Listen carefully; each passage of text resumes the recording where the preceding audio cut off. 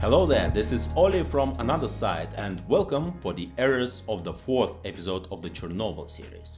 So the episode begins with an old woman who refuses to leave her house and the village.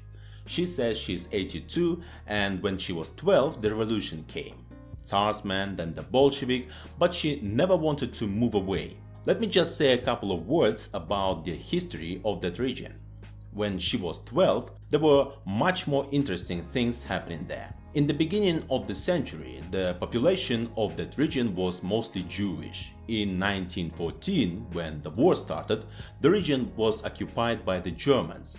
Then the revolution came. Actually, there were two revolutions: bourgeois in February and socialist in November. And the civil war came with it. But the region was controlled not by the Reds, that is communists, or Whites, that is the bourgeois forces. They all hated the Tsar, by the way. But the region fell under the control of so-called Greens. Now, the Greens were not fighting for ecology or the environment, but were anarchists or simply gangsters. The biggest anarchist on that territory was Ataman Struk, who was also a nationalist and killed a lot of Jews. The Reds made them retreat, but Ataman Struk later came back again thanks to the Polish, whom he served for their money and weapons, until he was pushed away by the communists for good.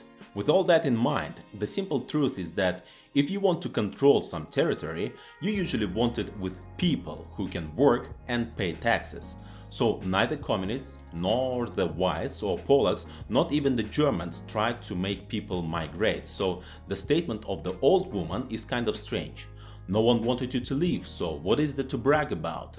Although a lot of villagers didn't want to move away in 1986, but mostly because they didn't want to leave their property and cattle, and they didn't understand the dangers of radiation. Then they showed the soldiers in chemical protection suits. They wear suits very badly. I put them on at school when we did military training, and they must be pulled very tightly, otherwise wearing them makes no sense. And these are not some high school students. These are soldiers of chemical forces who are instructed, they watch training films, and they are constantly checked by the surgeons and officers. I mean, come on, movie makers, having right costumes is not enough, you have to wear them right. Then we see the so-called partisans, or young recruits called for military service. By the way, the word partisan in Russian does not mean somebody belonging to a party. It actually means a guerrilla fighter, and the word took such meaning after the Patriotic War of 1812, when this word was used to call those who fought against the French behind their lines. So the young soldiers were called partisans to emphasize the fact that they are not professionals yet. And of course, these young soldiers are given unimaginable amounts of vodka that didn't exist at the time. See, the last thing you want to do when you have a lot of armed men in one place is to give them alcohol, because you'd be asking for trouble by doing that. In addition, we see hairy and bearded soldiers. That is again kind of weird, because all the soldiers were immediately shaved. You can trust me when I say the Soviet army was not a hipster club. Another detail: the improvised crotch protection was only used by soldiers who worked on the rooftop of the power plant. So this scene could only be a joke.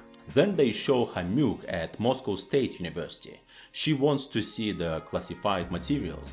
Most likely, there are no secret materials at Moscow State University, since this is a university where students study. In addition, scientists were usually given access to anything, especially for those who worked for the government.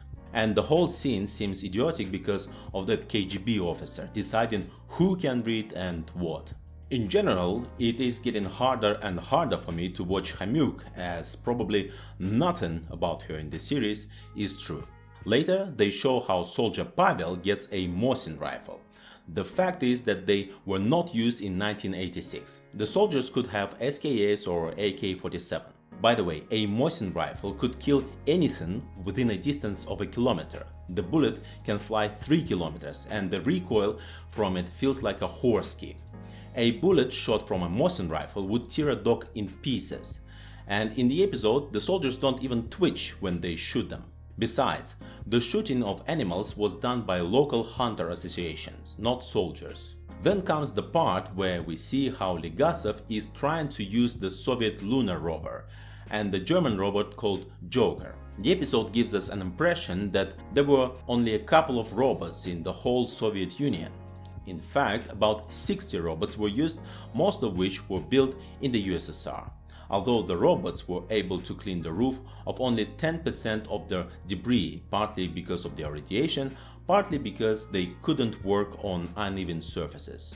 Most of the removal of large debris was done using conventional tractors and bulldozers that were protected by lead sheets. Then it is shown how Legasov proposes the use of biorobots, that is, people. The problem with this is that Legasov did not use such a term. It began to be used after a few years.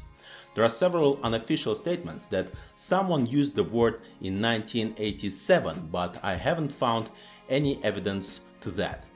There is an interview with General Tarakanov in which he claims that someone used this word during the event, but I haven't found anything but that. So this video is kind of short, but this is not because this one in particular was so accurate, but rather because it was mostly about the Khamyuk's investigation.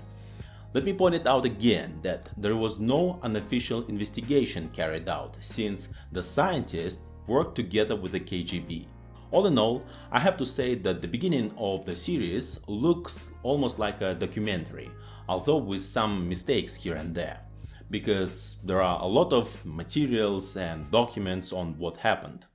But as we go further, the series turned into a complete fantasy of the creators who are blinded with stereotypes.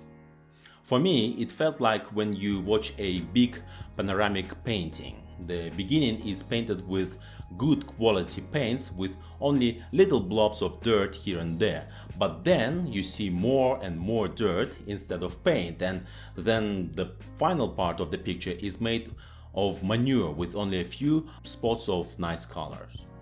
Now, if you have any questions, please write them down in the comments section. I'll try my best to answer them. Well, this is it for episode 4. See you next time. Bye.